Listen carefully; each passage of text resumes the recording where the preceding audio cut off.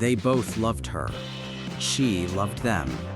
Neither man knew the other existed until one slip of paper shattered everything. Daniel never planned to open the envelope. It slipped in with the usual stack of bills and bank statements, ordinary enough to ignore. But when he tore it open, the name at the top stopped him cold. Rebecca Vaughn, joint policyholder, Jonathan Hale. His wife's name, beside another man's. He blinked hard, waiting for the error to dissolve. Clerical mix-ups happen, but the dates lined up. The address was theirs, and the signature at the bottom, Rebecca's elegant V, the same flourish she'd written 1,000 times across birthday cards and contracts, left no room for accident. A chill spread across his skin. He searched further, almost against his will. A stray HR report left in the printer tray. A property deed slipped inside her conference notes. Each fragment pointed to the same name, Jonathan Hale. Like a ghost stitched through her life, invisible until now. It wasn't infidelity. It was another marriage. Legal, documented, binding. For years, her alibis, late meetings, travel, client dinners had sounded like ambition's drumbeat. Now they shifted in his memory, falling into symmetry, revealing choreography he had never noticed. Not lies, not accidents, a flawless disguise. The apartment seemed to tilt around him. He wasn't a husband betrayed by desire. He was a husband unknowingly sharing his wife with another man. Daniel sat frozen, the paperwork spread before him, every page humming with the same impossible truth. Rebecca hadn't stumbled. The world had. And suddenly, he wasn't sure which life was real, hers with him or hers with Jonathan.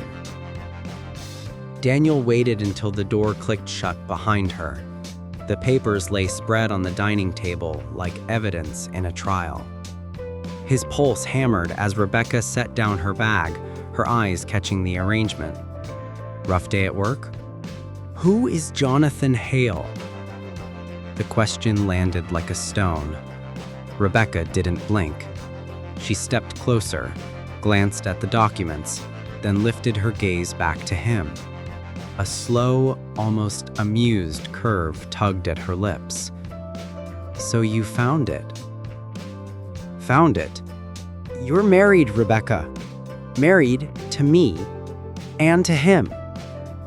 Do you have any idea? I know exactly what I've done. You lied to me for years. You built, what, 2 homes? 2 husbands?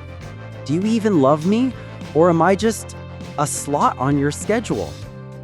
Rebecca tilted her head, eyes steady, unflinching. I love you, Daniel. I love Jonathan too. That's the part you don't understand. You expect me to believe this is love? Everything he thought he knew about her had been a performance. By the 3rd night, Daniel couldn't contain it anymore. The paperwork, the spreadsheets, the double life, they pulsed in his veins like poison. When Rebecca walked in, calm as always, he slammed the folder shut on the table. You're going to tell him, Daniel said, voice low, trembling with fury. You're going to tell Jonathan the truth, or I will. Rebecca didn't flinch. She set down her keys, poured herself a glass of water, and met his eyes as if he were an impatient client, not her husband unraveling in front of her. You won't, she said simply. Daniel's jaw clenched. Watch me. Her smile flickered, small, sharp, precise. Daniel, do you think you can survive that? Do you think Jonathan will thank you for being the messenger? Or will he rip you apart for shattering his life with words you can't take back? He stepped forward, fists tight. This isn't about him. It's about you. about what you've done. 2 husbands, 2 lives. It ends now. Rebecca sipped her water, unbothered. Ends? No, Daniel, this is what I am.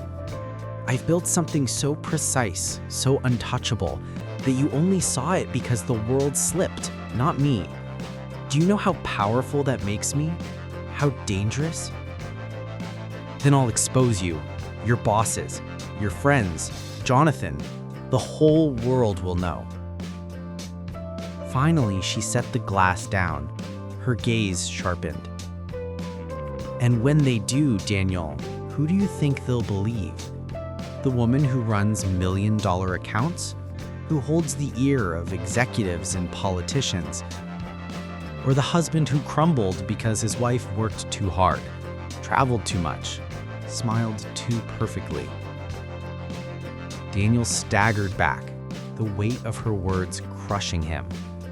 For the first time, he realized this wasn't a confession. It was a boardroom negotiation, and she had already won. The air between them vibrated with unspoken threats.